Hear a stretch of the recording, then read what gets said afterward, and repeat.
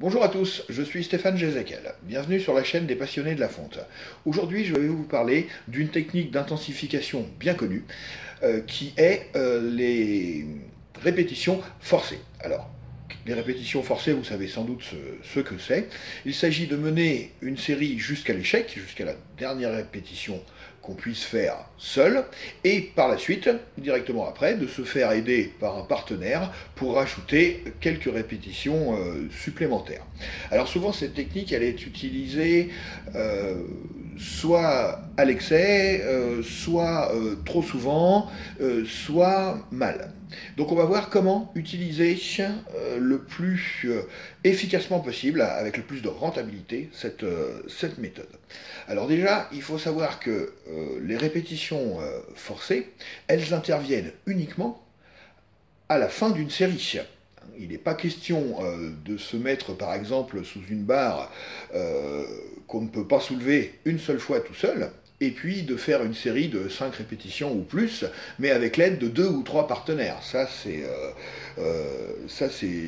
ridicule. À ce moment-là, on met moins lourd et puis on fait la série seul. Hein. Le but, c'est d'aller au-delà de l'échec. Une fois que le muscle est épuisé, et bien pour le stimuler encore un petit peu plus, eh bien on va rajouter quelques répétitions, mais pour cela, il faut déjà arriver à l'échec. Si on fait des répétitions forcées dès la première répétition de la série, ça ne rime à rien. Donc oubliez les 4 gars autour de la barre, une barre à 300 kg, et puis le mec qui est dessous, il vaut pas plus de 120 kg. Hein. Ça, c'est à proscrire absolument. Donc, première chose à éviter, donc les répétitions forcées, on les fait une fois qu'on est arrivé à l'échec de sa série. Si on a prévu une série de 8 répétitions, on fait ces 8 répétitions, et puis après, on en rajoute quelques-unes avec l'aide d'un partenaire.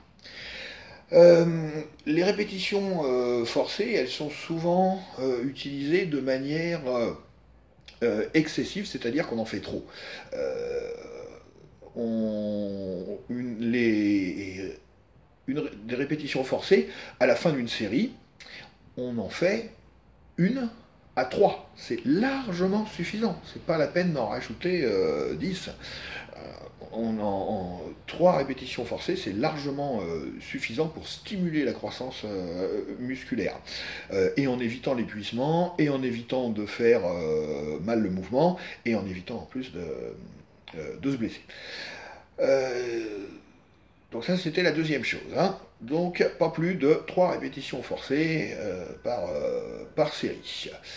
Et cette technique est aussi utilisée de manière abusive parce qu'on le fait souvent sur trop de séries par séance.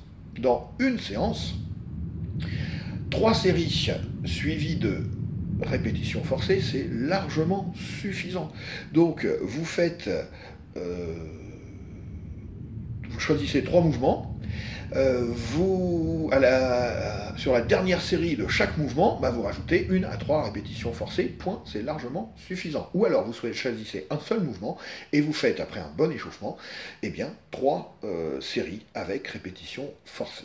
Voilà. On remarque aussi dans les erreurs communes quand on utilise cette technique, un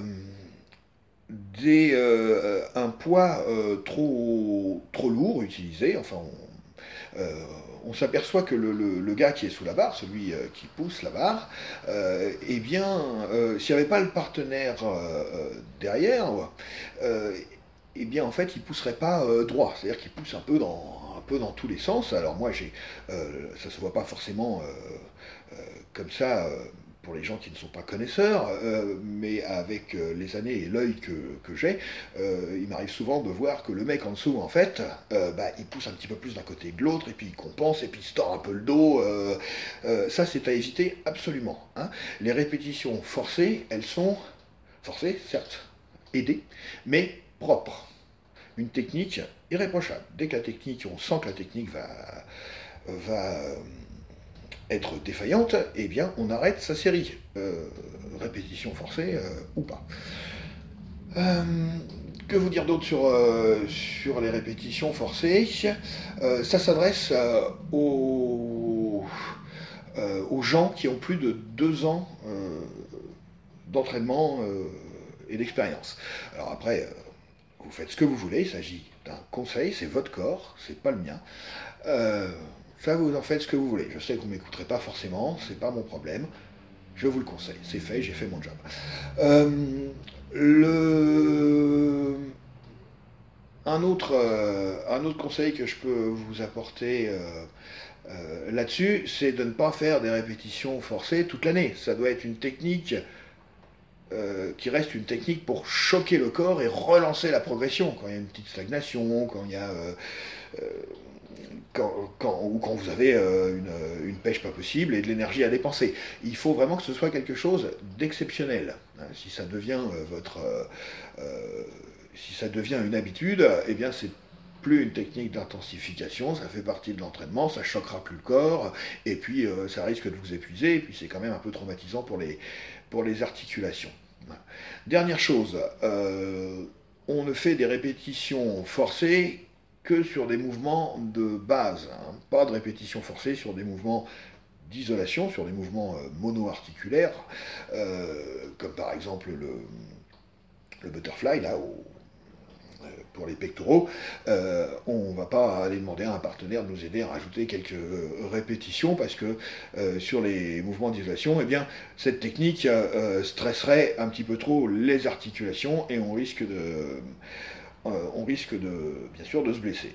Hein. Donc on réserve cette technique au mouvement de base. Voilà. Retenez bien tout ça, les amis. J'espère vous avoir guidé un petit peu en ce qui concerne cette technique. Si vous avez aimé la vidéo, merci de cliquer sur ce petit pouce qui se lève là, en bas.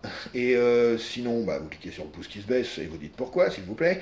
Et puis, si vous avez trouvé cette vidéo intéressante, je vous remercie de la partager. Très bonne continuation à vous, bon entraînement. À bientôt pour la prochaine. Ciao!